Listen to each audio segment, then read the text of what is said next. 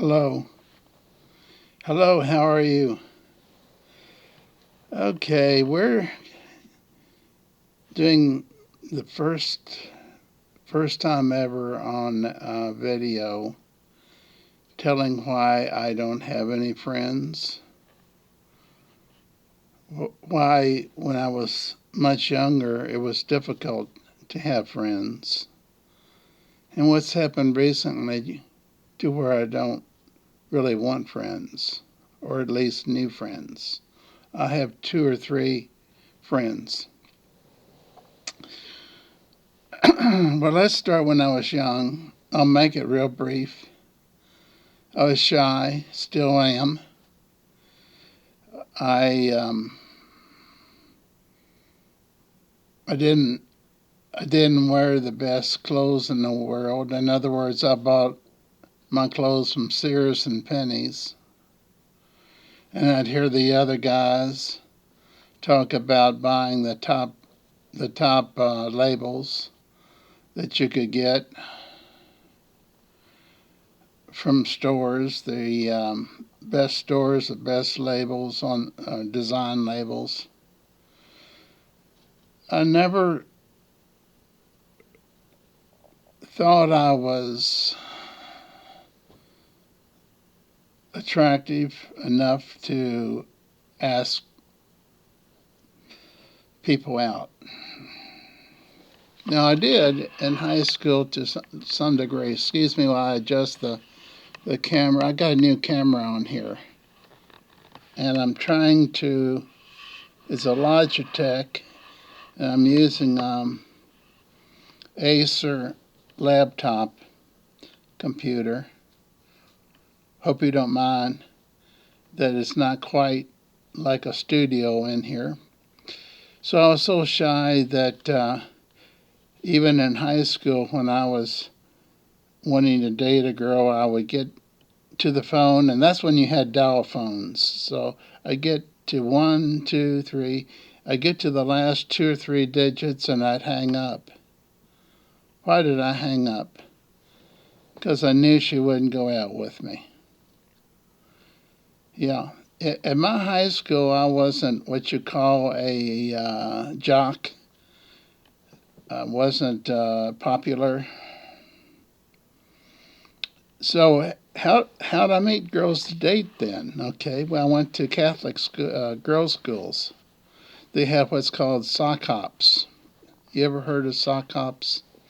They're dances, but any high school student from another high school could come to the Catholic girls' schools and dance with them, ask them for a date, take them out to date. That's how I got my dates.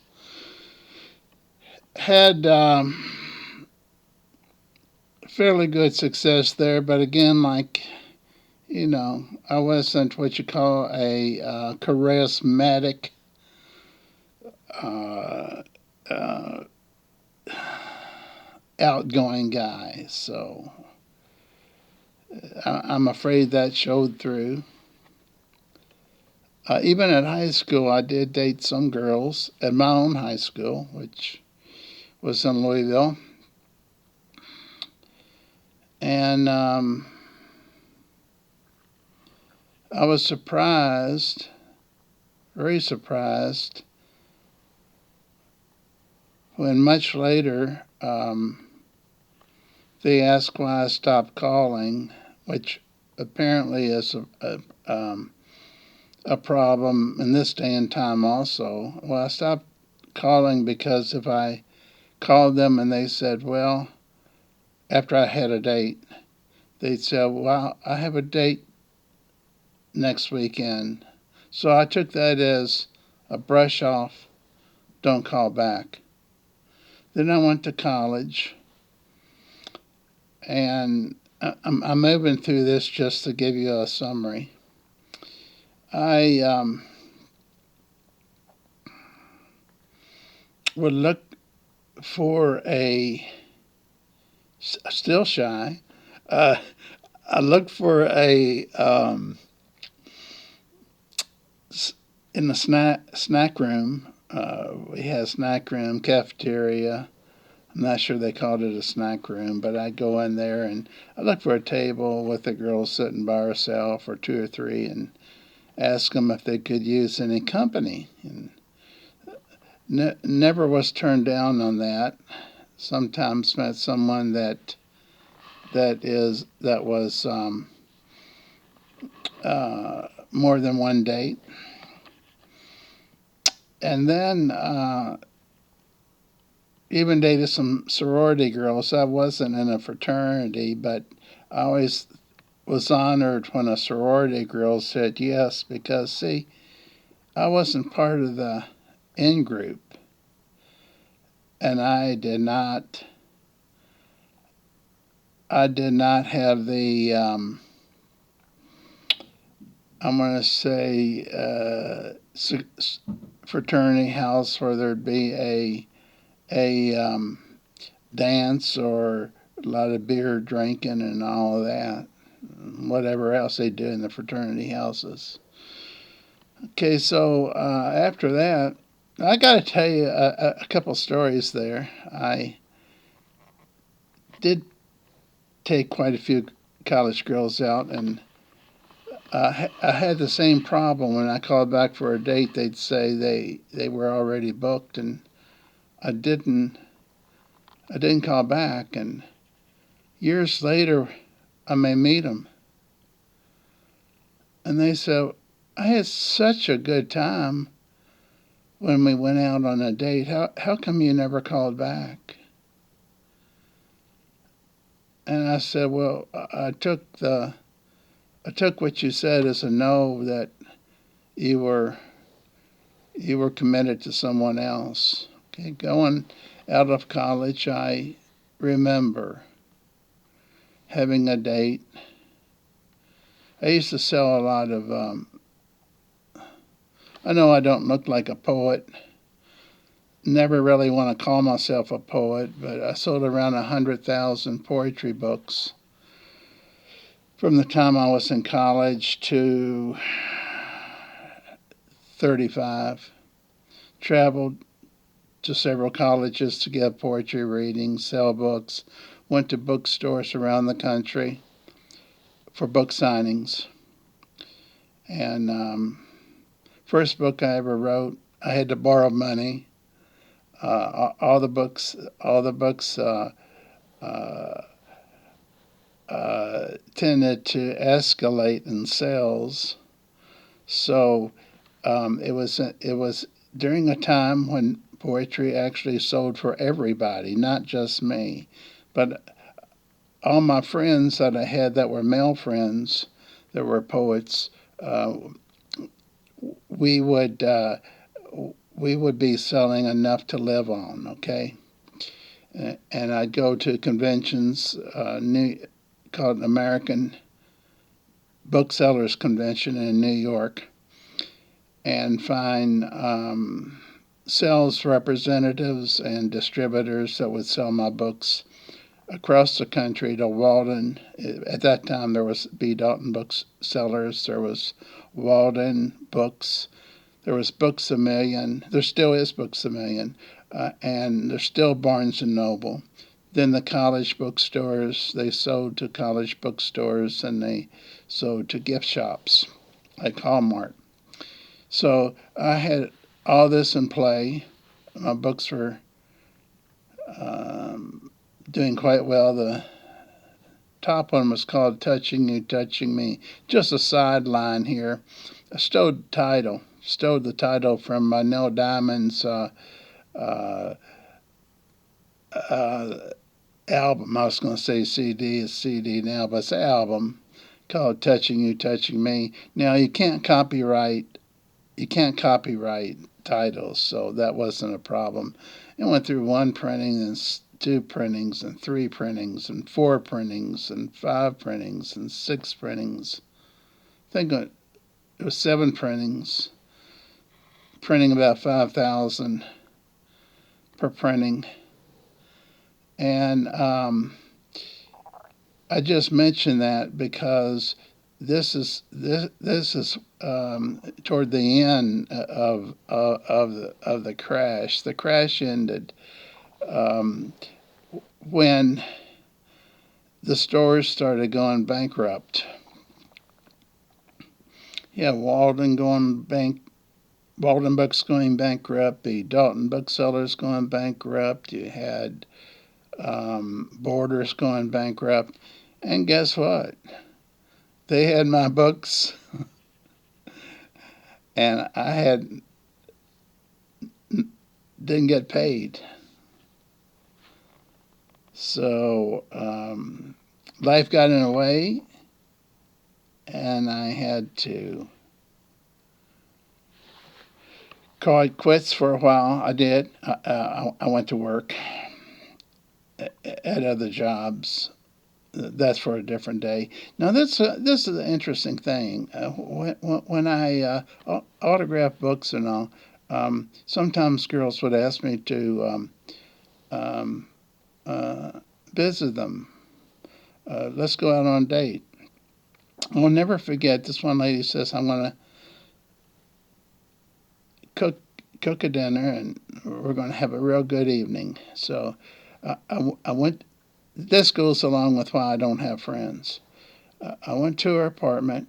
I saw her earlier that day at the Oxmoor Shopping Center in Louisville, but she said, "Yeah, I'll see you at 7." So I went there at 7, maybe 6. Knocked on the door. I didn't knock on the door yet. I heard music on the inside, music and a guy talking. I thought, this is strange. She's talking to another man, but I've got a date. And I knocked at the door of her apartment, and everything stopped. Everything stopped. Yes. When you have a minute, could we talk? Okay, finish your video and then. Sorry about that, folks. I got a message, important message about one of my friends in the hospital, and I was stating I would visit this friend tomorrow.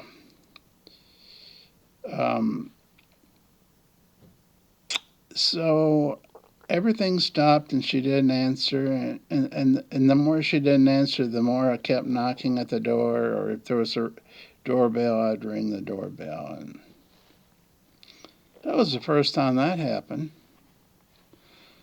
And then it started happening more often, things like that. Um, this is kind of funny. I was autographing at B. Dalton Booksellers once, and this girl came up to me. She says, "I've read all your books." She said, um, "You have time to come to my car and talk for a while?" And I didn't, because I was autographing with Lee Pennington. Lee Pennington's another poet. He's still uh, uh, publishing books in Louisville.